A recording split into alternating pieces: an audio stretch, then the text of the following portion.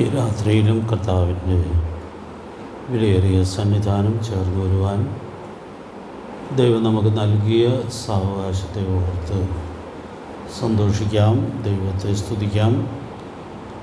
നാം എല്ലാവരും അറിയുന്നത് പോലെ നമ്മുടെ പ്രിയപ്പെട്ടവരായിരിക്കുന്ന പല സ്ഥലങ്ങളിലും ഒരുമിച്ച് കൂടാൻ പോലും സാവകാശമില്ലാതെ യുദ്ധത്തിൻ്റെ അസ്വസ്ഥതയിലും പ്രയാസത്തിലുമൊക്കെ കഴിഞ്ഞുകൂടുവാനിടയായിട്ട് തീരുന്നുണ്ട്. സ്വർഗത്തിലെ ദൈവം ആവശ്യമായ കൃപ പ്രിയപ്പെട്ടവർക്ക് നൽകട്ടെ. നമുക്കും ഈ പ്രത്യേകമായ സാഹചര്യത്തിൽ പ്രാർത്ഥനയിൽ തുടരാനുള്ളതായ വലിയ ഉത്തരവാദിത്വവും ആവശ്യമുണ്ട് എന്നുള്ളത് നാം എല്ലാവരും തിരിച്ചറിയുവാൻ ഇടയായിട്ട് തീരുന്നുണ്ടല്ലോ. ഗിരിപ്രഭാഷണത്തിൽ നമ്മുടെ കർത്താവ് നമ്മെ പഠിപ്പിച്ച ചില പാഠങ്ങൾ നമ്മൾ കണ്ട് വരികയായിരുന്നല്ലോ. മത്തായി സുവിശേഷം 6-ാം അധ്യായത്തിൻ്റെ 22-24 വാക്യങ്ങളിൽ നിന്ന് ഒരു ചിന്താവിഷയമാണ് നമ്മൾ കഴിഞ്ഞ ക്ലാസ്സിൽ ചിന്തിക്കാനായിട്ട് തുടങ്ങിയത്. ചൊവ്വുള്ള കണ്ണും കേടുള്ള കണ്ണും എന്ന ചിന്താവിഷയം നമ്മൾ ചിന്തിച്ച് വരികയായിരുന്നു. രണ്ട് സുപ്രധാനമായ സത്യങ്ങളാണ് നമ്മൾ ആ ഭാഗത്ത് നിന്നും ചിന്തിക്കാനായിട്ട് ശ്രമിക്കുന്നത്. ഒരു കാര്യം കഴിഞ്ഞ ക്ലാസ്സിൽ ഞാൻ പറഞ്ഞ് അവസാനിപ്പിച്ചിരുന്നു. സ്വർഗത്തിൽ നിക്ഷേപം സ്വരൂപിക്കാനായിട്ട് സാധിക്കണം എന്ന് വരികിൽ സ്വർഗത്തിൽ നിക്ഷേപം സ്വരൂപിക്കുന്നതിൻ്റെ പ്രാധാന്യവും പ്രയോജനവും കാണാനുള്ള കണ്ണുണ്ടായിരിക്കുക എന്നുള്ളത് വളരെ പ്രധാനപ്പെട്ടതായൊരു ഘടകമാണ്. അപ്പം അതുകൊണ്ട് നമ്മുടെ കർത്താവ് പറഞ്ഞ ഈ വിശദീകരണം ആ ബന്ധത്തിൽ നമുക്ക് ചേർത്ത് ചിന്തിക്കുവാനായിട്ട് സാധിക്കുന്നതാണ്. രണ്ടാമത്തെ കാര്യം ഞാൻ കഴിഞ്ഞ ക്ലാസ്സിൽ പറയാനായിട്ട് ശ്രമിക്കുകയായിരുന്നു. 24-ാമത്തെ വാക്യത്തിൽ നമ്മൾ ആരെ സേവിക്കണം എന്നുള്ളതായ കാര്യം നമ്മുടെ കർത്താവ് വളരെ വ്യക്തമായി വെളിപ്പെടുത്തുന്നതായി നമ്മൾ കാണുന്നുണ്ട്. രണ്ട് ഓപ്ഷൻ നമ്മുടെ മുമ്പിലുണ്ട്. ദൈവത്തെ സേവിക്കാം, നമ്മൾ അതിനു വേണ്ടി വിളിക്കപ്പെട്ടിട്ടുള്ള ആളുകളാണ്. നാം കർത്താവിനെ രക്ഷകനും കർത്താവുമായിട്ട് സ്വീകരിച്ചപ്പോൾ സ്വർഗത്തിലെ ദൈവം നമ്മുടെ യജമാനനായിട്ട് തീർന്നു. അതുകൊണ്ട് ആ യജമാനനെ പ്രസാദിപ്പിച്ച് ജീവിക്കുവാനുള്ളതായ വലിയ ഉത്തരവാദിത്വത്തിലേക്കാണ് നാം കൊണ്ടുവരപ്പെട്ടത് എന്നുള്ളതായ കാര്യം നമ്മൾ ഓർക്കുവാൻ ഇടയായിട്ട് തീർന്നു.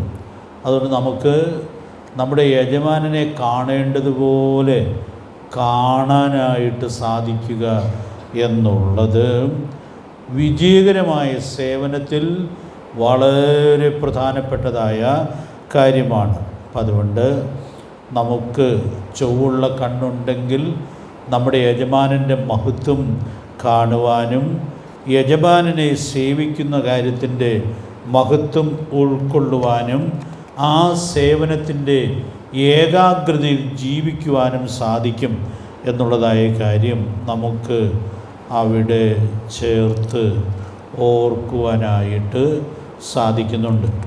ദൈവത്തെ സേവിക്കുക എന്നുള്ളത് ഞാൻ കഴിഞ്ഞ ക്ലാസ്സിൽ പറഞ്ഞ് നിർത്തിയത് അതാണ്.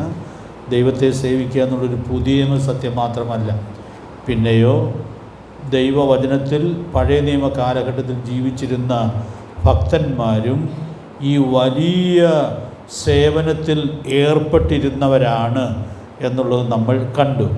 അതിൽ പ്രസിദ്ധനായ ഒരാളുടെ കാര്യം പറഞ്ഞാണ് ഞാൻ ക്ലാസ് അവസാനിപ്പിച്ചത്. ആരുടെ കാര്യമാണ് പറഞ്ഞത്? യോശുവയുടെ കാര്യം നമ്മൾ ഓർക്കുവാനിടയായിട്ട് തീർന്നു. ഞാനും എൻ്റെ കുടുംബവുമോ ഞങ്ങൾ യഹോവയെ സേവിക്കും. അപ്പോൾ അതുകൊണ്ട് നമുക്ക് ദൈവത്തെ സേവിച്ച് സാക്ഷ്യം വഹിക്കാനുള്ളതായ വലിയ സാധ്യതയുണ്ട് എന്നുള്ളതായ കാര്യം നാം അവിടെ നിന്ന് ചിന്തിക്കുവാൻ ഇടയായിട്ട് തീർന്നു.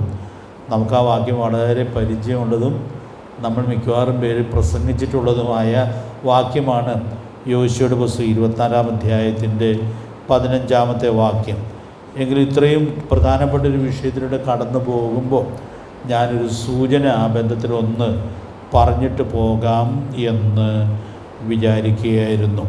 നമുക്കറിയാം, യോശുവയുടെ ആ നിർണയത്തിന് വളരെയധികം പ്രാധാന്യമുണ്ട്. അതിൻ്റെ പശ്ചാത്തലം ആ പ്രാധാന്യത്തിലേക്കാണ് വിരൽ ചൂണ്ടുവാൻ ഇടയായിട്ട് തീരുന്നത്. നമുക്ക് ആ വാക്യം മുഴുവനായിട്ടൊന്ന് വായിക്കാം. അതിൻ്റെ ഒടുവിലത്തെ വാചകമാണല്ലോ നമ്മൾ അധികവും വായിക്കുകയും നമ്മുടെ വീടുകളിലൊക്കെ എഴുതി വയ്ക്കുകയൊക്കെ ചെയ്യുന്നത്. യോശുവയുടെ പുസ്തകം 24-ാം അധ്യായത്തിൻ്റെ 15-ാമത്തെ വാക്യം വായിക്കാം.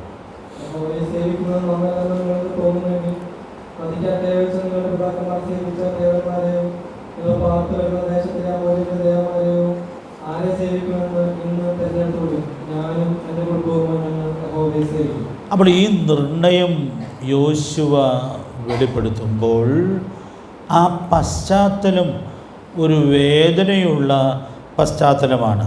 കാരണം ആ വാക്യത്തിൻ്റെ ആരംഭഭാഗത്ത് നമ്മൾ വായിക്കുന്നത്, നിങ്ങൾ നദിക്കക്കരെയുള്ള ദേവന്മാരെ സേവിക്കണമെങ്കിൽ സേവിച്ചോ എന്ന് പറയുകയാണ്. അത് സന്തോഷത്തോടെ പറയുന്ന അല്ല എന്നുള്ളത് നമുക്കറിയാം. ദീർഘമായ 40 വർഷങ്ങൾ ഈ ദൈവജനത്തിന് ആത്മീകമായ നേതൃത്വം നൽകിയ ദൈവത്തിൻ്റെ ദാസൻ, താൻ നേതൃത്വം കൊടുത്ത ജനം ദൈവത്തിൻ്റെ സേവയിൽ നിന്ന് വ്യതിചലിച്ചേക്കുമോ എന്നുള്ളതായ വലിയ ആശങ്ക തൻ്റെ ഹൃദയത്തെ ഭരിക്കുന്നതായ സാഹചര്യത്തിൽ എത്തിച്ചേർന്നിരിക്കുകയാണ്. താൻ തൻ്റെ ശുശ്രൂഷയിൽ നിന്ന് പോയി വിടവാങ്ങുകയാണ്. ശുശ്രൂഷയുടെ ഒടുവിലത്തെ സമയമായിട്ടാണ് ഇരിക്കുന്നത്. താൻ വൃദ്ധനായി ഇനി തൻ്റെ ശുശ്രൂഷയിൽ നിന്ന് മാറി നിൽക്കാനായിട്ട് ആവശ്യമുള്ള സാഹചര്യത്തിൽ എത്തിച്ചേർന്നിരിക്കുകയാണ്. അപ്പോൾ അവിടെ ആ ദൈവത്തിൻ്റെ ദാസൻ തൻ്റെ ജനത്തോട് പറയുന്നതായ കാര്യം, നിങ്ങൾ ആരെ സേവിക്കണമെന്ന് വെച്ചാൽ തീരുമാനിച്ചോളൂ. എന്നിട്ട് തൻ്റെ നിർണയം അവിടെ വ്യക്തമാക്കുകയാണ്. ഞാനും എൻ്റെ കുടുംബവുമോ ഞങ്ങൾ യഹോവയെ സേവിക്കും. നാം സാധാരണ ഓർക്കാറുള്ളതുപോലെ ഈ തീരുമാനം വളരെ ശക്തമായ ഒരു തീരുമാനമാണ്. അതുകൊണ്ട് ഞാൻ ഈ വേദഭാഗം വായിക്കുമ്പോഴൊക്കെ ഓർക്കും, നല്ല നിർണയങ്ങൾ എന്നുള്ളത് നമ്മുടെ ജീവിതത്തിൽ വളരെ പ്രധാനപ്പെട്ടതാണ്. അതുകൊണ്ട് നല്ല നിർണയങ്ങൾ ക്രിസ്തീയ ജീവിതത്തിൽ എടുക്കുന്ന ആളുകൾക്ക് ജയാളികളായിട്ട് ജീവിക്കുവാൻ സാധിക്കുകയുള്ളൂ. അന്നത്തെ സൗകര്യം പോലെ ജീവിക്കാമെന്ന് വിചാരിക്കുന്ന ആളുകളാരും ഇതുവരെ വിജയകരമായിട്ട് ജീവിച്ചിട്ടില്ല. കാരണം പിശാച് സൗകര്യങ്ങളിൽ അസൗകര്യങ്ങൾ വരുത്തുന്നതിനുള്ളതായ എല്ലാ സാധ്യതയും ഉണ്ട്. അതുകൊണ്ട് പ്രിയപ്പെട്ടവരെയും നമുക്ക് നല്ല നിർണയങ്ങൾ ചെയ്ത് ജീവിക്കുവാൻ ദൈവത്തിൻ്റെ ആത്മാവ് നമ്മെ സഹായിക്കട്ടെ. ഞാൻ ഈ നിർണയം പറയുമ്പോഴൊക്കെ എടുത്തു പറയാറുള്ളൊരു കാര്യമുണ്ട്. ഇദ്ദേഹത്തിൻ്റെ ഈ നിർണയം രേഖപ്പെടുത്തി വലിയ താമസം കൂടാതെ അദ്ദേഹത്തിൻ്റെ മരണത്തെക്കുറിച്ച് കൂടിയാണ് ദൈവാത്മാവ് രേഖപ്പെടുത്തുന്നത്. അപ്പോൾ ഈ നിർണയം ചിലപ്പോൾ നേരത്തെ എടുത്തതായിരിക്കും. പക്ഷേ ഇത് പറയുന്ന സന്ദർഭത്തിൽ 110 വയസ്സുള്ളവനായിട്ടാണ് നമ്മൾ യോശുവയെ കാണുവാനിടയായിട്ട് തീരുന്നത്. അതുകൊണ്ട് ഞാനൊരു വാക്കിങ്ങനെ ഓർപ്പിക്കുക, നല്ല തീരുമാനങ്ങൾ എപ്പോൾ വേണമെങ്കിലും എടുക്കാം. പിള്ളേരൊക്കെ തീരുമാനം എടുത്തോട്ടെ, ഞാനിനിയിപ്പോൾ എടുത്തിട്ട് എന്താ പ്രയോജനം എന്ന് നമ്മൾ ആരും ചിന്തിക്കേണ്ടതായ ആവശ്യമില്ല. നല്ല നിർണയങ്ങൾ എപ്പോഴും എടുക്കാം.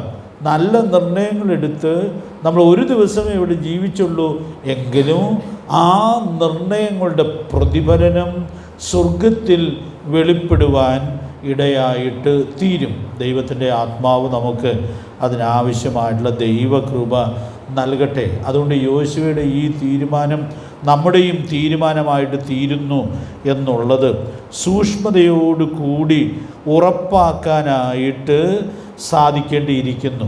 ദൈവാത്മാവ് നമ്മെ സഹായിക്കട്ടെ. ഞാനൊരു 3 ചോദ്യങ്ങൾ ഈ വാക്യത്തോട് ചോദിച്ച് അതിൻ്റെ ഉത്തരം ഒത്തിരി വിസ്തൃതമല്ലാതെ പറഞ്ഞ് ഈ ക്ലാസ് അവസാനിപ്പിക്കണമെന്നാണ് കർത്താവിൽ ആഗ്രഹിക്കുന്നത്. ആർ സേവിക്കും?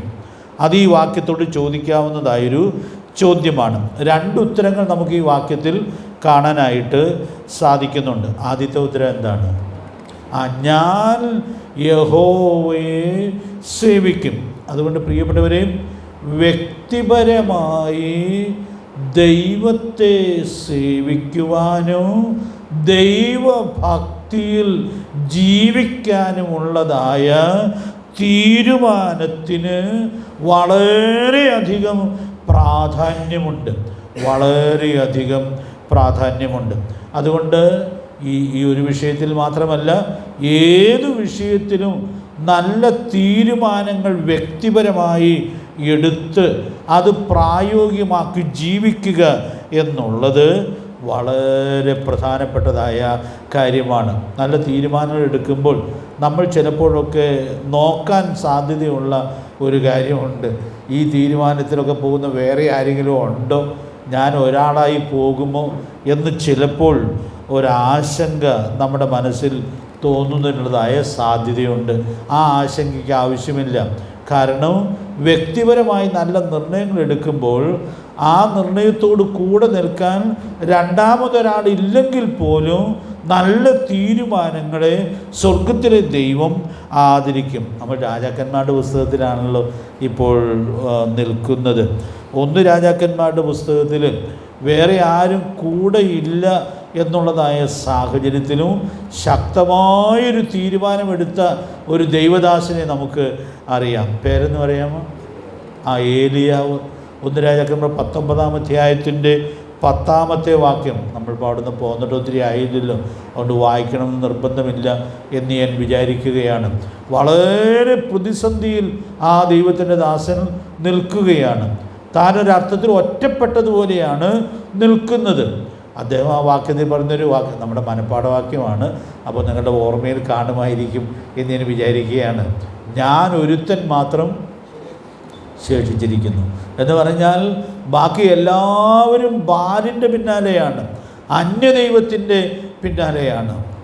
ഏലിയാവ് പറയുകയാണ്, ഞാൻ ഒരുത്തൻ മാത്രം ശേഷിച്ചിരിക്കുന്നു. ആ സ്റ്റേറ്റ്മെൻറ്റ് ശരിയല്ലെന്ന് നമുക്കറിയാം. വേറെ എത്ര പേരുണ്ടായിരുന്നു? വേറെ 7000 പേരെ ദൈവം ശേഷിപ്പിച്ചിട്ടുണ്ട് എന്നുള്ളതായ കാര്യം ഏലിയാവിനോട് ദൈവം പറയുന്നതായിട്ട് നമ്മൾ കാണുന്നുണ്ട്. പക്ഷെ ഞാൻ ഈ വാക്യം വായിച്ച് ഒത്തിരി പ്രചോദനം ഉൾക്കൊള്ളുവാൻ ഇടയായിട്ട് തീർന്നിട്ടുണ്ട്. വേറെ 7000 പേര് ദൈവം ശേഷിപ്പിച്ചത് ഏലിയാവിനറിയാൻ പാടില്ല. ഏലിയാവിന് വേറൊരാൾ കൂട്ട് അവിടെ കിട്ടുന്നില്ല. താൻ തനിച്ചാണ് നിൽക്കുവാൻ ഇടയായിട്ട് തീരുന്നത്. അതുകൊണ്ട് ഞാൻ ഇന്ന് രാത്രിയിൽ ഒരു സത്യം ഓർപ്പിക്കുകയാണ്. ചില കാര്യങ്ങളിലൊക്കെ ഒരു തീരുമാനം നമ്മൾ എടുക്കുമ്പോൾ ആ തീരുമാനത്തിൽ കൂടെ നിൽക്കാൻ രണ്ടാമതൊരാൾ ഉണ്ടായില്ല എന്ന് ചിലപ്പോൾ വരാം. ആരെങ്കിലുമൊക്കെ ഉണ്ടെങ്കിൽ ഞാനിങ്ങനെ പോകാൻ ഒരുക്കമാണ് എന്ന് വിചാരിക്കുന്ന ആളുകൾക്ക് ഒരിക്കലും നല്ല തീരുമാനങ്ങളിൽ മുമ്പിൽ നിൽക്കാനായിട്ട് സാധിക്കില്ല. അപ്പം നേതൃത്വത്തിൻ്റെ പ്രത്യേകത എന്ന് പറയുന്നത് നല്ല തീരുമാനങ്ങൾ തനിച്ചാണെങ്കിലും എടുത്ത് മുമ്പിൽ നിൽക്കുവാൻ സാധിക്കുക എന്നുള്ളത് വളരെ പ്രധാനപ്പെട്ടതായൊരു കാര്യമാണ്. അതുകൊണ്ട് പ്രിയപ്പെട്ടവരെ, ഞാൻ ഇവിടെ ഓർപ്പിക്കാനായിട്ട് ആഗ്രഹിക്കുന്ന കാര്യം, ഈ ദൈവദാസന് എന്തൊരു വലിയ പ്രചോദനമാണ്. രണ്ടാമതൊരാൾ ഇല്ല എന്ന് താൻ തിരിച്ചറിയുമ്പോഴും ഞാൻ ഒരുത്തനായിട്ട് ദൈവത്തെ സേവിച്ചു കൊള്ളാം എന്നുള്ളതായ ആ നിർണയത്തിൽ നിൽക്കുന്നു എന്നുള്ളത് എത്രയോ മനോഹരമായിട്ടുള്ളതായ കാര്യമാണ്.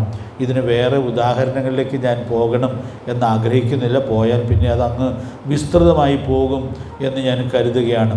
ദൈവത്തിൻ്റെ വചനത്തിലൂടെ ഒരു സത്യം ബോധ്യപ്പെട്ടാൽ പിന്നെ ആ സത്യത്തിന് കൂടെ നിൽക്കാൻ രണ്ടാമതൊരാളില്ലെങ്കിലും ആ സത്യത്തെ മുറുകെ പിടിച്ച് നിൽക്കാനായിട്ട് എനിക്കും നിങ്ങൾക്കും സാധിക്കണം എന്നുള്ളതാണ് ദൈവം നമ്മെക്കുറിച്ച് ആഗ്രഹിക്കുന്നത്. കർത്താവ് നമ്മെ സഹായിക്കട്ടെ. രണ്ടാമതൊരു ഉത്തരം നമുക്ക് ആ വാക്യത്തിന് ഉൾക്കൊള്ളാൻ സാധിക്കുന്നത്, ഞങ്ങൾ കുടുംബമായി യഹോവയെ സേവിക്കും. ഇവിടെ കുറച്ച് കുടുംബ സത്യങ്ങൾ പറയാനുള്ളതായൊരു സാധ്യതയുണ്ട്.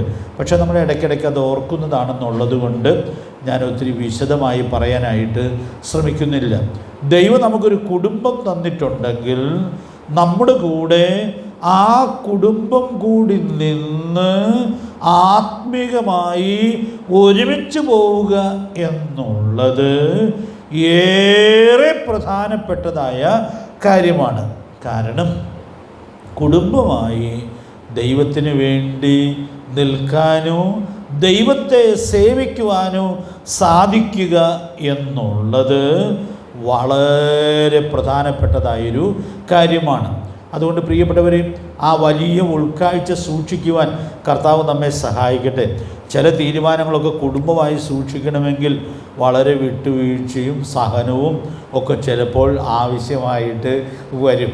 അതിനും കൂടി ഒരുക്കമുള്ളവർക്ക് കുടുംബമായിട്ടുള്ളതായ നിർണയങ്ങൾ സൂക്ഷിക്കാൻ സാധിക്കുകയുള്ളൂ. കുടുംബമായിട്ട് സഭായോഗത്തിൽ പങ്കുകൊള്ളണം എന്ന് തീരുമാനിച്ചാൽ അങ്ങനെയുള്ള ആളുകൾക്ക് കുടുംബത്തെയും കൊണ്ട് പോകുക എന്ന് പറയുന്നത് വളരെ ശ്രമകരമായിട്ടുള്ളതായൊരു കാര്യമായിരിക്കും. ഒരിക്കലൊരു സ്ഥലത്തൊരു ശുശ്രൂഷകളിലും ചെല്ലുമ്പോൾ ആ ദൈവദാസൻ തന്നെ വന്നു. അപ്പോൾ ഞാൻ ചോദിച്ചു, കുടുംബം എവിടെ പോയി എന്ന് ചോദിച്ചപ്പോൾ പറഞ്ഞു, അവരൊന്നും റെഡിയായിട്ടില്ല, ഞാൻ കൂടെ നിന്നാൽ പിന്നെ ഞാനും കൂടി വൈകും, അപ്പോൾ അതുകൊണ്ട് ഞാനിങ്ങ് പോകുന്നു, അവരിനി വരാൻ പറ്റുമെങ്കിൽ വരട്ടെ എന്നിങ്ങനെ പറയാനിടയായിട്ട് തീർന്നു. അദ്ദേഹത്തിന് അവിടെ ഒരു ഉത്തരവാദിത്വം കൂടെ ഉണ്ടായിരുന്നു, അതിനുവേണ്ടി വന്നതാണെന്നുകൂടി ഞാൻ വിചാരിക്കുകയാണ്. അപ്പോൾ കുടുംബമായിട്ട് ദൈവത്തെ സേവിക്കണം, നല്ല തീരുമാനങ്ങൾ എടുക്കുമ്പോൾ അത് പ്രായോഗികമാക്കുവാനായിട്ട് വളരെ മനഃപൂർവമായ ശ്രമം വേണ്ടിവരും. ആ ശ്രമം നമ്മൾ മനഃപൂർവമായിട്ട് ഏറ്റെടുക്കുക എന്നുള്ളത് വളരെ പ്രധാനപ്പെട്ടതായൊരു കാര്യമാണ്. ദൈവത്തിൻ്റെ ആത്മാവ് അതിനാവശ്യമായ ദൈവകൃപ നമുക്ക് നൽകട്ടെ. നമുക്കുള്ള പ്രഥമ ഉത്തരവാദിത്വം കുടുംബത്തോടാണ്. ആ കാര്യം നിങ്ങൾക്കെല്ലാം അറിയാമെന്ന് ഞാൻ വിചാരിക്കുന്നു. എങ്കിലും ഞാനിന്ന് എടുത്തു പറയുകയാണ്. സഭയിലൊരു ഉത്തരവാദിത്വം തന്നിട്ടുണ്ടെങ്കിൽ ആ ഉത്തരവാദിത്വം ചേർന്ന് നിർവഹിക്കുവാനായിട്ട് വേറെ ചിലരെ കൂടി ദൈവം തന്നിട്ടുണ്ടായിരിക്കും. അപ്പോൾ അതൊരു കൂട്ടുത്തരവാദിത്വമായിട്ടാണ് ഇരിക്കുന്നത്. പക്ഷേ ഒരു ഭർത്താവ് എന്ന നിലയിൽ, ഒരു പിതാവ് എന്ന നിലയിൽ, ഒരു കുടുംബത്തിൽ തന്നിട്ടുള്ള ഉത്തരവാദിത്വം വേറെ ആർക്കും പങ്കിടാനായിട്ട് സാധിക്കുകയില്ല. അപ്പോൾ അതുകൊണ്ട് പ്രിയപ്പെട്ടവരെയും കുടുംബമായി യഹോവയെ സേവിക്കണം എന്നുള്ളതായ നല്ല നിർണയം സൂക്ഷിക്കാനായിട്ട് ദൈവത്തിൻ്റെ ആത്മാവ് നമുക്ക് ധാരാളം ദൈവകൃപ നൽകട്ടെ. ഞാൻ ഇടയ്ക്കിടയ്ക്ക് പറയാറൊരു വാചകം വേദപുസ്തകത്തിൽ ഇല്ലാത്തതാണെങ്കിലും ഒന്ന് ചേർത്ത് പറഞ്ഞു പോവുകയാണ്. ഒരു മനുഷ്യൻ സർവ്വലോകവും നേടിയിട്ടും തൻ്റെ കുടുംബത്തെ നഷ്ടമാക്കിയാൽ എന്ത് പ്രയോജനം? കാരണം കുടുംബത്തെ കൂടെ ദൈവഭക്തിയുടെ വഴിയിൽ നിർത്തുക എന്നുള്ളതാണ് ഏറ്റവും പ്രധാനപ്പെട്ട ഉത്തരവാദിത്വം. അതുകൊണ്ട് സഭയിലെ മൂപ്പന്മാരുടെ യോഗ്യത പറയുമ്പോൾ പ്രധാനമായിട്ടും പറയുന്നുണ്ട്, സ്വന്തം കുടുംബത്തെ നന്നായി ഭരിക്കുക. അത് വളരെ പ്രധാനപ്പെട്ടതായൊരു സത്യമാണ്. അതുകൊണ്ട് പ്രിയപ്പെട്ടവരെ, ഈ വലിയ ഉൾക്കാഴ്ച യോശുവയിൽ നിന്നും മാതൃകയാക്കുവാൻ ദൈവത്തിൻ്റെ ആത്മാവ് നമ്മെ സഹായിക്കട്ടെ. രണ്ടാമതൊരു കുടുംബം ദൈവഭക്തിയിൽ ജീവിക്കാൻ ഇല്ലാത്തൊരു കാലത്ത് കുടുംബമായി യഹോവയെ സേവിച്ച ഒരു വലിയ ഭക്തനെ നമുക്കറിയാം. പേരെന്ന് പറയാമോ? നോഹയും കുടുംബവും. രണ്ടാമതൊരു കുടുംബം അന്ന് കൂടെ നിൽക്കാനായിട്ട് ഉണ്ടായിരുന്നില്ല. ഒരു കുടുംബം തനിച്ചാണ് നിൽക്കുവാൻ ഇടയായിട്ട് തീർന്നത്. നമ്മൾ പ്രസിദ്ധീകരിച്ച പുസ്തകത്തിൽ ആ കുടുംബത്തെക്കുറിച്ചുള്ളതായ ചില സത്യങ്ങൾ വിശദമായി പറയാനിടയായിട്ട് തീർന്നിട്ടുണ്ട്. അപ്പോൾ അതുകൊണ്ട് ഞാനിത് ആവർത്തിക്കേണ്ട എന്ന് വിചാരിക്കുന്നു. അതുകൊണ്ട് പ്രിയപ്പെട്ടവരെ, യോശുവയുടെ നിർണയം നമ്മുടെ എല്ലാവരുടെയും നിർണയമായിട്ട് തീരട്ടെ. ഞാനും എൻ്റെ കുടുംബവുമോ ഞങ്ങൾ യഹോവയെ സേവിക്കും. രണ്ടാമത്തെ ചോദ്യം, ആരെ സേവിക്കും? ഉത്തരം പകൽ പോലെ വ്യക്തമാണ്. പിന്നെ ഒരു അർത്ഥവ്യക്തതയ്ക്ക് വേണ്ടി ഞാൻ ചോദിക്കുന്നു എന്ന് മാത്രമേ ഉള്ളൂ. എങ്കിലും ഉത്തരം ഒന്ന് പറയണം. യഹോവയെ സേവിക്കും. അപ്പോൾ അങ്ങനെ പറഞ്ഞതിന് വലിയൊരു പ്രാധാന്യം ഉണ്ട്. കാരണം തൻ്റെ ജനം യഹോവയെ സേവിക്കുന്നതിൽ നിന്ന് വ്യതിചലിച്ച് പോകുമോ എന്നുള്ളതായ ആശങ്ക ആ ദൈവദാസൻ്റെ ഹൃദയത്തെ വല്ലാതെ ഭയപ്പെടുത്തുന്നുണ്ട്. അപ്പോൾ അതുകൊണ്ട് ആ ദൈവദാസൻ ഇവിടെ ഈ കാര്യം വ്യക്തമാക്കുന്നു എന്നുള്ളത് നമ്മൾ കാണുകയാണ്. അപ്പോൾ അതുകൊണ്ട് ഞാൻ ഇവിടെ ഓർപ്പിക്കാനായിട്ട് ആഗ്രഹിക്കുന്നതായ കാര്യം, നമ്മൾ വളരെ സൂക്ഷിച്ചില്ലെങ്കിൽ സേവനം മാറിപ്പോകുന്നതിന് ഇടയുണ്ട്. കഴിഞ്ഞ ദിവസം നമ്മൾ ഈ കഴിഞ്ഞ ദിവസങ്ങളൊക്കെ വായിച്ച വേദഭാഗത്ത് ഇവിടെ പറയുന്ന യജമാനൻ്റെ പുറകെ പോയ ഒരു ദൈവദാസനെ നമ്മൾ കാണുന്നുണ്ടല്ലോ. അദ്ദേഹം ഇപ്പോൾ ഈ ദിവസം നമ്മുടെ മനസ്സിൽ നിറഞ്ഞു നിൽക്കുകയാണ്. പേര് പറയാം, ഗേഹസി. അദ്ദേഹം കർത്താവ് പറഞ്ഞതായ അന്യദൈവത്തിൻ്റെ പിന്നാലെ പോയ വ്യക്തിയാണ് എന്ന് നമ്മൾ കാണുന്നുണ്ട്. ഞാൻ ഇന്ന് ആ ചരിത്രത്തിലൂടെ ഒന്നുകൂടി പോകാൻ ഇടയായിട്ട് തീർന്നു. ആ 2 രാജാക്കന്മാർ 5-ാം അധ്യായത്തിൻ്റെ 22-ാമത്തെ വാക്യം ഒന്ന് വായിച്ചിട്ട് പോകാം എന്ന് ഞാൻ വിചാരിച്ചു. ആ വാക്യം നമുക്കൊന്ന് വായിക്കാം. 2 രാജാക്കന്മാർ 5-ാം അധ്യായം അതിൻ്റെ 22-ാമത്തെ വാക്യം.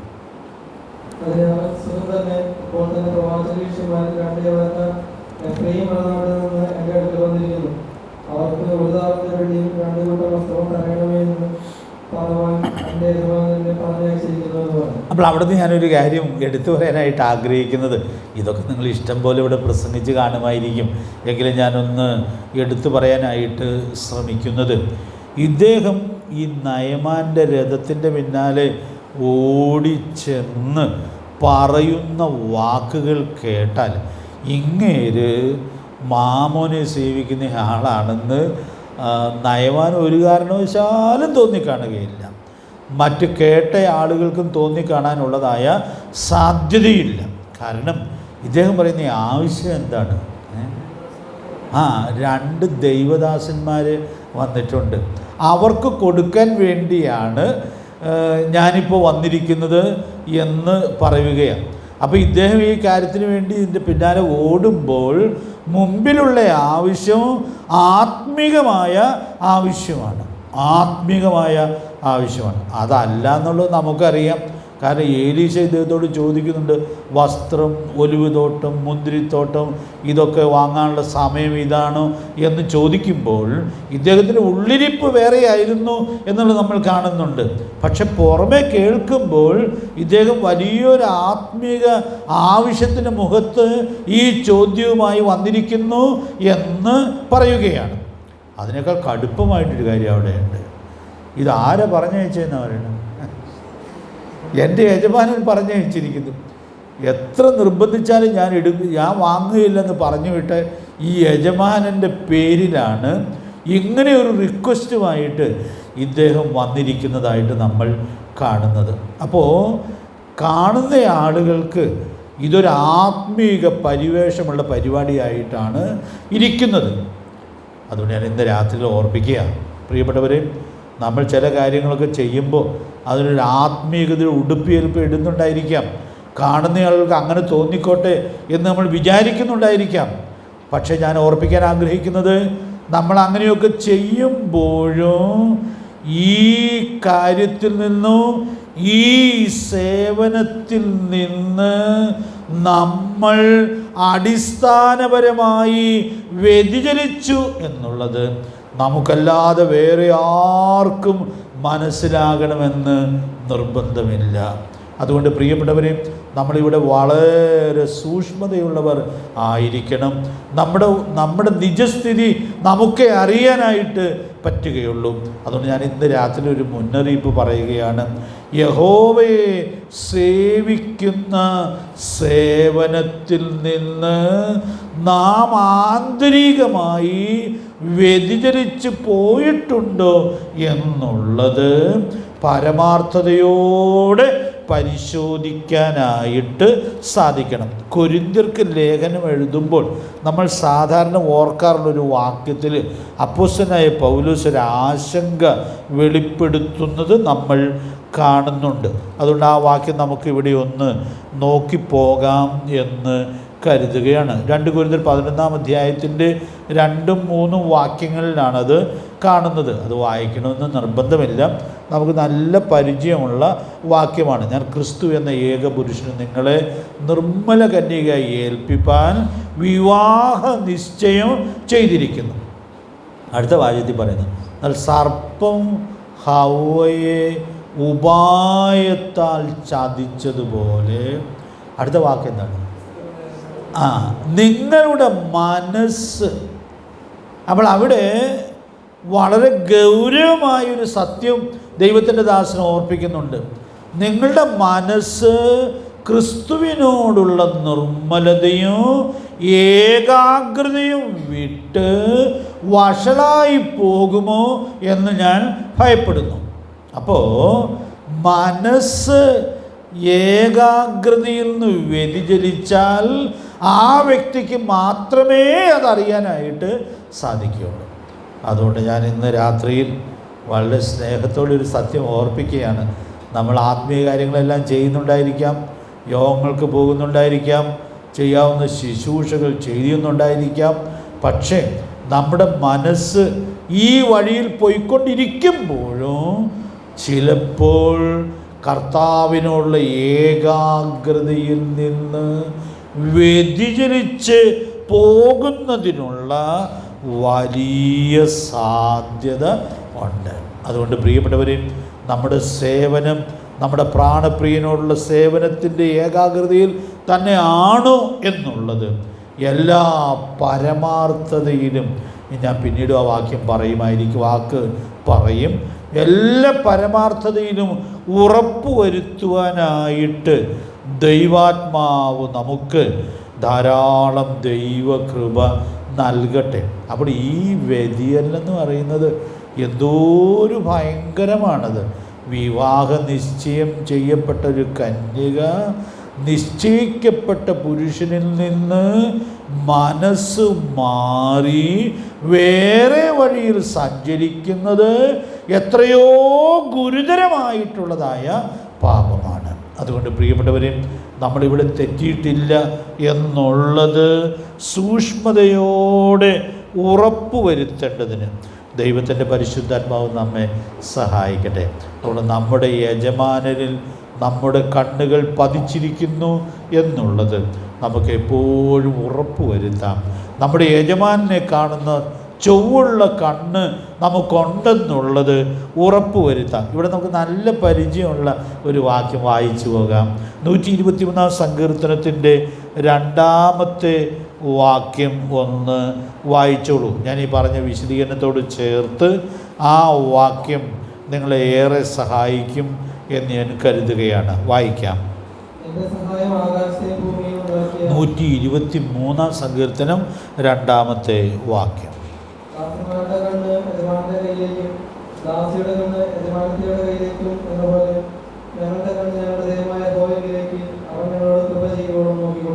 അപ്പോൾ ആ ദൈവത്തിങ്കലേക്ക് കണ്ണ് നോക്കിക്കൊണ്ടിരിക്കുന്ന കാര്യമാണ് അവിടെ പറയുന്നത്. അപ്പം അത് പറയുമ്പോൾ അതിന് എല്ലാവർക്കും മനസ്സിലാകാവുന്ന ഒരു മനോഹരമായ ഉപമ പറയുന്നുണ്ട്. എങ്ങനെയാണെന്നത് പറയുകയാണ്. ദാസന്മാരുടെ കണ്ണ് യജമാനൻ്റെ കയ്യിലേക്കും ദാസിയുടെ കണ്ണ് യജമാനത്തിയുടെ കയ്യിലേക്കും എന്ന പോലെ. അപ്പം അതുകൊണ്ട് അത് മനസ്സിലാകാനായിട്ട് എന്തൊരു എളുപ്പമാണ്. അതുകൊണ്ട് പ്രിയപ്പെട്ടവരെ, ഞാൻ ഇന്ന് രാത്രിയിൽ ഇങ്ങനെ ഓർപ്പിക്കട്ടെ, നമുക്ക് നമ്മുടെ കണ്ണ് യജമാനങ്കിലേക്ക് തന്നെ നോക്കിക്കൊണ്ടിരിക്കുന്നു എന്നുള്ളത് എല്ലാ സൂക്ഷ്മതയിലും ഉറപ്പുവരുത്തുവാനായിട്ട് സാധിക്കട്ടെ. ഞാനൊരു ഭയനിർദ്ദേശം ഒന്ന് സൂചിപ്പിക്കുകയാണ്.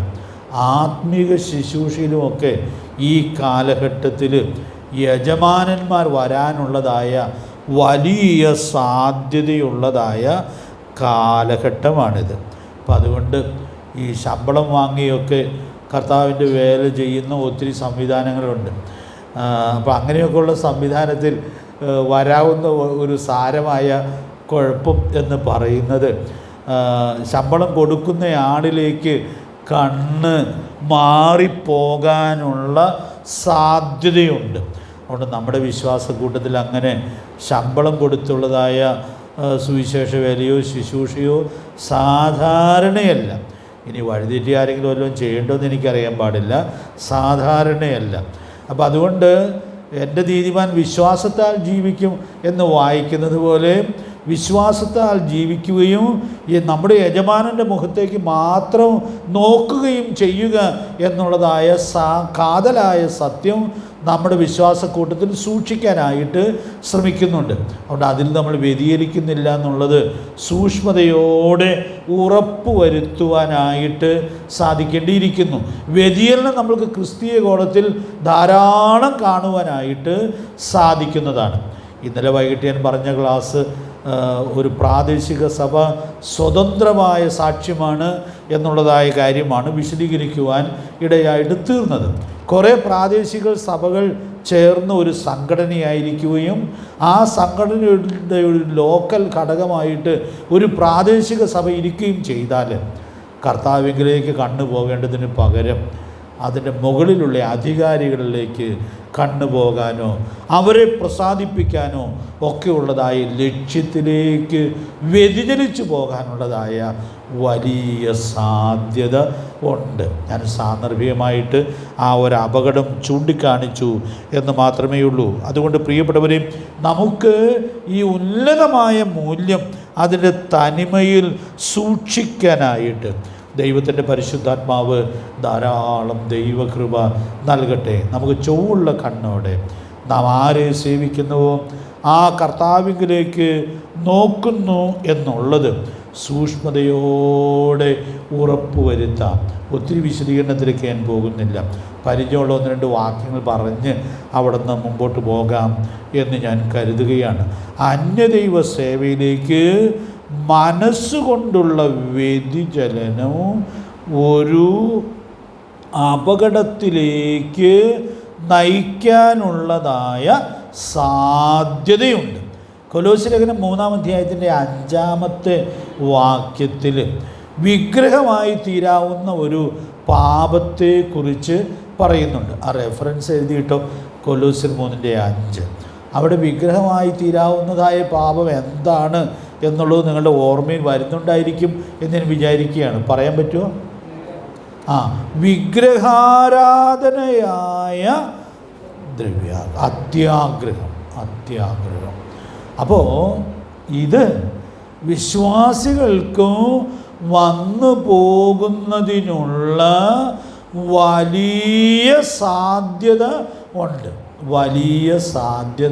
ഉണ്ട്. വിഗ്രഹാരാധനയായ അത്യാഗ്രഹം. പല ഗുരുതരമായ പാപങ്ങളും വന്നാൽ അതിന് സഭയിൽ ശിക്ഷണ നടപടി എടുക്കുകയോ ചിലപ്പോൾ പുറത്ത് സഭയിൽ നിന്ന് മാറ്റി നിർത്തുകയോ ഒക്കെ ചെയ്യും. ഈ പാപവും ആ ഗണത്തിൽ പെട്ടതാണ്. 1 കൊരിന്ത്യർ 5-ാം അധ്യായം നമ്മൾ പരിശോധിച്ചാൽ അവിടെ ഒരു ലിസ്റ്റ് ഉള്ളതുപോലെ മദ്യപാനത്തോട് ചേർത്ത് ഈ പാപവും അങ്ങനെയുള്ള പാപമായിട്ട് എടുത്തു പറയുന്നുണ്ട്. പക്ഷേ ഈ പാപത്തിന് ആരെയും സഭയിൽ നിന്ന് മാറ്റി നിർത്തിയതായിട്ട് സാധാരണ കേട്ടിട്ടില്ല.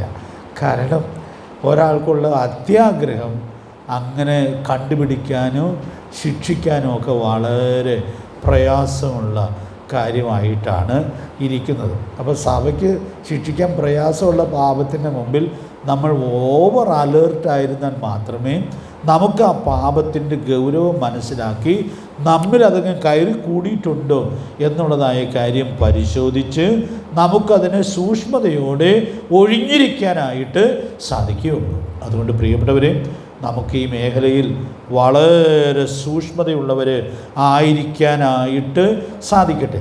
ഇസ്രായേലിൻ്റെ ചരിത്രവും ഈ വിഷയത്തിലൊരു ശക്തമായ മുന്നറിയിപ്പാണ്. നമുക്ക് ആ വാക്യോടെ ഒന്ന് വായിച്ചു പോകാം. 1 കൊരിന്ത്യർ 10-ാം അധ്യായത്തിൻ്റെ 7-ാമത്തെ വാക്യം നമ്മൾ വായിക്കുമ്പോൾ ഇസ്രായേലിൻ്റെ ചരിത്രത്തിൽ നിന്ന് ശക്തമായിട്ടുള്ള ഒരു മുന്നറിയിപ്പ് കൊരിന്ത് സഭയ്ക്ക് നൽകുന്നതായിട്ട് നമ്മൾ കാണുന്നുണ്ട്. 10-ാം അധ്യായത്തിൻ്റെ 7-ാമത്തെ വാക്യം ഒന്ന് വായിച്ചാട്ടെ.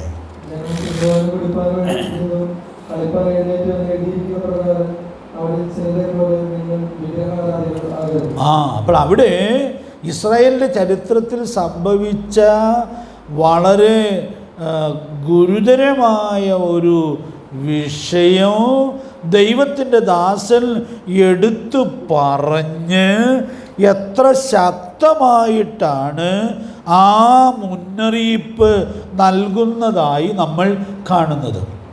അപ്പോൾ അവിടെ അതിൻ്റെ പശ്ചാത്തലം നമുക്ക് നന്നായിട്ട് അറിയാം.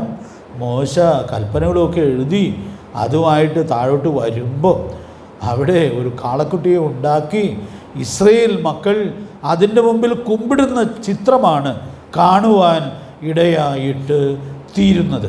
എന്തോ ഒരു അനുഗ്രഹിക്കപ്പെട്ട ഒരു സമയമാണിത്. ദൈവത്തിൻ്റെ ദാസൻ ഈ ദൈവം എഴുതി കൊടുത്ത കൽപ്പനയ്ക്ക് വേണ്ടി പോയി തിരിച്ചു വരുമ്പോൾ അതിലെ ആദ്യത്തെ കൽപ്പനയെ ലംഘിക്കുന്നു എന്നുള്ളത് നമ്മൾ കാണുകയാണ്.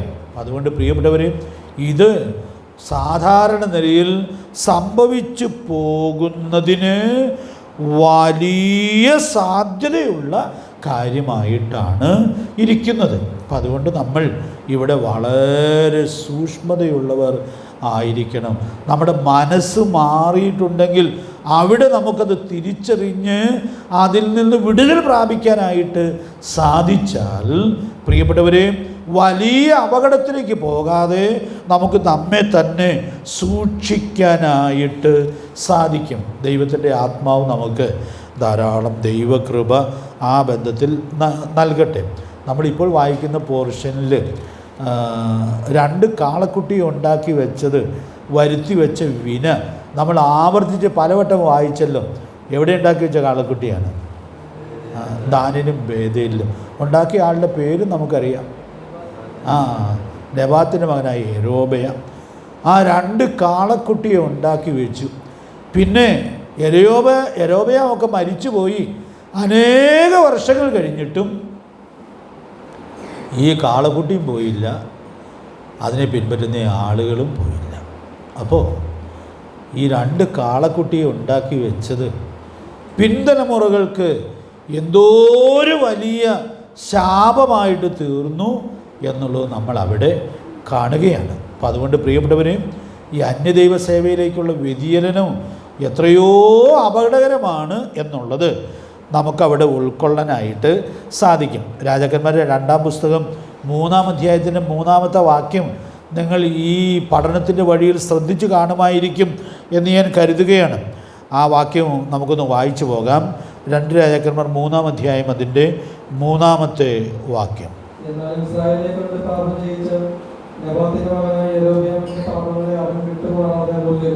അപ്പോൾ അവിടെ പറയുന്നതായ കാര്യം, ഈ പാപത്തെ വിട്ടുമാറാതെ മുറുകെ പിടിച്ചു.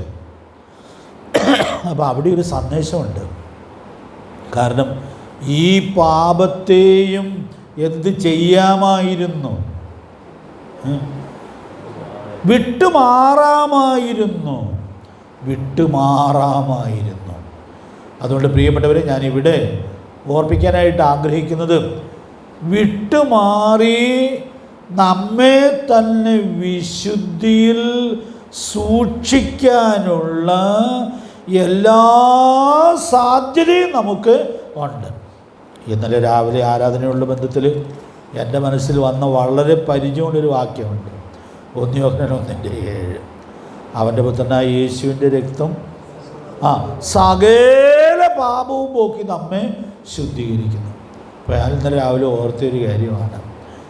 ആ വചനം എന്തൊരു ശക്തമായ വചനമാണ്. സകല പാപവും പോക്കി ശുദ്ധീകരണം പ്രാപിച്ച് പൂർണ്ണ വിശുദ്ധിയിൽ ആരാധിക്കാനുള്ള ഉന്നതമായ സാധ്യതയിലേക്കാണ് സ്വർഗത്തിലെ ദൈവം നമ്മെ കൊണ്ടുവന്നിരിക്കുന്നത്. അപ്പോൾ നമുക്കുള്ള പദവി ചെറുതൊന്നുമല്ല കേട്ടോ. എത്ര വലിയ സാധ്യതയിലേക്കും പദവിയിലേക്കുമാണ് സ്വർഗത്തിലെ ദൈവം നമ്മെ കൊണ്ടുവന്നത്.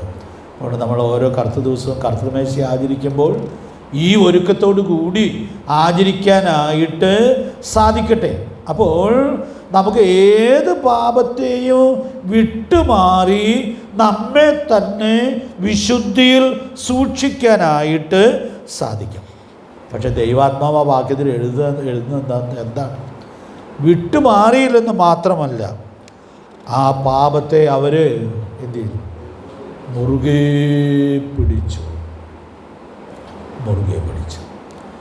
ഞാൻ ഈ ദിവസങ്ങളിൽ ആ വാക്ക് വളരെ ഗൗരവമായി ഓർക്കാറുണ്ട്. പ്രിയപ്പെട്ടവരെ, വിട്ടൊഴിയേണ്ടതിന് വിട്ടൊഴിയാതെ അതിനെ മുറുകെ പിടിച്ച് പോകുന്നതിനുള്ള വലിയ അപകടകരമായ സാധ്യത നമ്മുടെ ജീവിതത്തിൽ ഉണ്ട്. എബ്രായ ലേഖനകാരൻ പറയുന്ന വേറൊരു സമാനമായ പ്രയോഗമുണ്ടല്ലോ. അവിടെ പാപത്തെക്കുറിച്ച് പറയുമ്പോൾ എബ്രായ ലേഖനകാരൻ എന്താ പറയുന്നത്? മുറുകെ പറ്റുന്ന പാപം. അതുകൊണ്ട് പ്രിയപ്പെട്ടവർ, ഇന്ന് രാത്രിയിൽ ഈ വചനത്തിലൂടെ നമ്മൾ പോകുമ്പോൾ വിട്ടൊഴിഞ്ഞ് വിശുദ്ധി സൂക്ഷിക്കേണ്ട പാപത്തെ നമ്മളാരെങ്കിലും മുറുകെ പിടിച്ചുകൊണ്ടിരിക്കുന്നുണ്ടെങ്കിൽ അതിൻ്റെ അപകടം ദൈവാത്മാവ് എത്രയോ വ്യക്തമായിട്ടാണ് നമ്മുടെ മുമ്പിൽ ചൂണ്ടിക്കാണിക്കുന്നത്. അതുകൊണ്ട് അതിനെ വിട്ടൊഴിഞ്ഞ് വിശുദ്ധി സൂക്ഷിക്കത്തക്കവണ്ണം ദൈവത്തിൻ്റെ പരിശുദ്ധാത്മാവ് നമുക്ക് കൃപ നൽകട്ടെ. ഞങ്ങളിന്ന് രാവിലെ കുടുംബ പ്രാർത്ഥനയ്ക്ക് 2 രാജാക്കന്മാരുടെ പുസ്തകം 17-ാം അധ്യായമാണ് വായിച്ചത്. നിങ്ങൾ പലവട്ടം വായിച്ചു കാണുമായിരിക്കും എന്ന് ഞാൻ വിചാരിക്കുകയാണ്.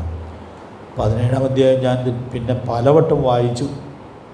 കാരണം ദൈവത്തിൻ്റെ ജനം വിഗ്രഹാരാധനയിലേക്ക് വഴുതിപ്പോയത് എന്തോ ഒരു ഭയങ്കരമായ അവസ്ഥയിൽ അവരെ കൊണ്ടെത്തിച്ചു എന്നുള്ളത് വളരെ വിശദമായി ആ ചരിത്രത്തിൽ നമുക്ക് കാണാനായിട്ട് സാധിക്കുകയാണ്.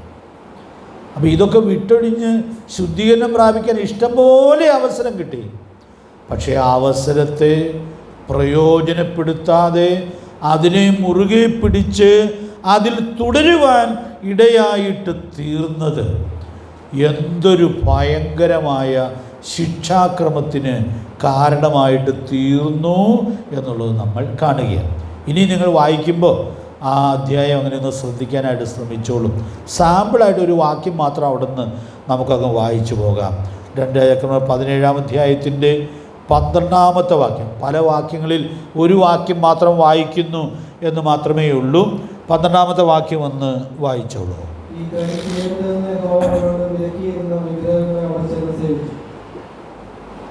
അപ്പോൾ അവിടെ നാം കാണുന്നൊരു കാര്യം, വളരെ കൃത്യമായ വിലക്ക് കൊടുത്തിട്ടുണ്ടായിരുന്നു. അപ്പോൾ ഇനി അതിൻ്റെ ഭയാനകത താഴെ വിശദീകരിക്കാനായിട്ട് പോവുകയാണ്. അപ്പോൾ അത് എങ്ങനെ അവിടെ ചെന്ന് ചേർന്നു എന്നുള്ളത് രേഖപ്പെടുത്തുകയാണ്. ഈ കാര്യം ചെയ്യരുതെന്ന് യഹോവ അവരോട് വിലക്കിയിരുന്ന വിഗ്രഹങ്ങളെ അവർ ചെന്ന് സേവിച്ചു. അപ്പോൾ ഞാനിവിടെ പറയാനായിട്ട് ശ്രമിക്കുന്നതായ കാര്യം, മനസ്സിലുണ്ടായിരുന്ന മാലിന്യം നീക്കിക്കളഞ്ഞ് ശുദ്ധീകരണം പ്രാപിക്കാനായിട്ട് എല്ലാ അവസരവും ഉണ്ടായിരുന്നു. ശുദ്ധീകരണത്തിലുള്ള സന്ദേശം പറയാൻ കർത്താവ് തൻ്റെ ദാസന്മാരെ അവരുടെ അടുക്കൽ ആവർത്തിച്ച് അയക്കുവാനും ഇടയായിട്ട് തീർന്നു. നമ്മൾ ആദ്യം പരാമർശിച്ച ഏലിയാവിൻ്റെ പ്രധാനപ്പെട്ട ശുശ്രൂഷ എന്തായിരുന്നു? ബാൽ സേവയ്ക്കെതിരെയുള്ളതായ അതിശക്തമായ പോരാട്ടമായിരുന്നു. ആർക്കത് മനസ്സിലാവില്ലാത്തത്? എല്ലാവർക്കും മനസ്സിലാവുന്ന നിലയിലാണ് ആ ദൈവദാസൻ ആ സത്യത്തിനു വേണ്ടി നിൽക്കുവാൻ ഇടയായിട്ട് തീർന്നത്. പക്ഷേ അവർക്കത് വിട്ടൊഴിയാനായിട്ട് കഴിഞ്ഞില്ല എന്നുള്ളത് കൊണ്ട് പിൽക്കാലത്ത് വന്ന തലമുറകൾ പലതും കടന്നുപോയപ്പോൾ പിൽക്കാലത്ത് വന്ന വലിയ ദുരന്തം ദൈവത്തിൻ്റെ ആത്മാവ് രേഖപ്പെടുത്തുകയാണ്. യേഹൂവിൻ്റെയൊക്കെ നേതൃത്വത്തിൽ ഉണ്ടായതായ സന്ദർശനം വിസ്മരിച്ചല്ല ഞാനിത് പറയുന്നത്. പക്ഷേ ആ സന്ദർശനത്തിലൊന്നും നിലനിൽക്കാനായിട്ട് ദൈവത്തിൻ്റെ ജനത്തിന് സാധിച്ചില്ല എന്നുള്ളത് വളരെ ശക്തമായൊരു അപകട സൂചനയാണ്. അതുകൊണ്ട് നാം ഈ ചരിത്രത്തിലൂടെ കടന്നു പോകുവാൻ ഇടയായിട്ട് തീരുമ്പോൾ, നമ്മുടെ പാപത്തെ ദൈവം സന്ദർശിക്കുമ്പോൾ, നമ്മുടെ പാപത്തിൻ്റെ ഗൗരവം ചൂണ്ടിക്കാണിക്കുമ്പോൾ, വചനത്തിലൂടെ അത് നമ്മെ ഓർപ്പിച്ച് ഉണർത്തുവാൻ ഇടയായിട്ട് തീരുമ്പോൾ, പ്രിയപ്പെട്ടവരെ, നമ്മൾ മനസ്സുകൊണ്ട് ഈ പാപത്തിൻ്റെ വഴിയിൽ പോയിട്ടുണ്ടോ എന്നുള്ളത്, നമ്മുടെ സേവനം മാറിപ്പോയിട്ടുണ്ടോ എന്നുള്ളത് വളരെ പരമാർത്ഥമായിട്ട് ചിന്തിച്ച് നമുക്ക് ആ പാപങ്ങളെ വിട്ടൊഴിഞ്ഞ് നമ്മെ തന്നെ ശുദ്ധീകരിക്കത്തക്കവണ്ണം ദൈവത്തിൻ്റെ പരിശുദ്ധാത്മാവ് നമുക്ക് ധാരാളം ദൈവകൃപ നൽകട്ടെ. അത് സാധിക്കാതെ വന്നാൽ വരാൻ സാധ്യതയുള്ള അതിസങ്കടകരമായ ദുരന്തം നമ്മൾ വായിക്കുന്ന ഈ പോർഷനിൽ 17-ാമത്തെ അധ്യായം നമ്മെ ഓർമ്മപ്പെടുത്തുകയാണ്. അതുകൊണ്ട് പ്രിയപ്പെട്ടവർ, ആ മുന്നറിയിപ്പ് നമുക്ക് ഉൾക്കൊള്ളാം. ഒരു ചോദ്യോത്തരോടെ പറയാനായിട്ടുണ്ട്, അതിനടുത്ത ക്ലാസ്സിൽ പറയാം എന്ന് വിചാരിക്കുന്നു. എങ്ങനെ സേവിക്കും? അതിൻ്റെയൊക്കെ ഇഷ്ടംപോലെ ഉത്തരങ്ങൾ നമ്മുടെ മനസ്സിലുണ്ട്. എങ്കിലും ഞാൻ ചില വാക്കുകൾ അടുത്ത ആഴ്ച ഒന്ന് പറഞ്ഞിട്ട് പുതിയ പാഠത്തിലേക്ക് പ്രവേശിക്കാം എന്ന് കരുതുകയാണ്. ദൈവത്തിൻ്റെ പരിശുദ്ധാത്മാവ് നമ്മെ സഹായിക്കട്ടെ. നമുക്ക് നമ്മുടെ പ്രാണപ്രിയനെ സേവിക്കാം. നമ്മുടെ യജമാനെ പോലെ വേറൊരു യജമാനില്ല. അതുകൊണ്ട് ഈ യജമാനോടുള്ളതായ സേവനത്തിൽ നിന്ന് നമ്മൾ ഒട്ടുമേ വ്യതിചലിക്കുന്നില്ല എന്നുള്ളത് സൂക്ഷ്മതയോടുകൂടി ഉറപ്പാക്കാം. എവിടെയെങ്കിലും വ്യതിചലിച്ചിട്ടുണ്ടെങ്കിൽ നമുക്കത് വിട്ടുകളഞ്ഞ് ശുദ്ധീകരണം പ്രാപിക്കുവാൻ ഇന്ന് രാത്രിയിൽ സ്വർഗത്തിലെ ദൈവം നമ്മെ സഹായിക്കട്ടെ. പാപത്തെ നമ്മൾ മുറുകെ പിടിക്കുന്നില്ലെന്നുള്ളത് സൂക്ഷ്മതയോടെ ഉറപ്പ് വരുത്തുവാൻ ദൈവാത്മാവ് നമുക്ക് കൃപ നൽകട്ടെ. കർത്താവിൻ്റെ വിലയേറിയ നാമം ഇന്നും എന്നേക്കും വാഴ്ത്തപ്പെടുമാറാകട്ടെ.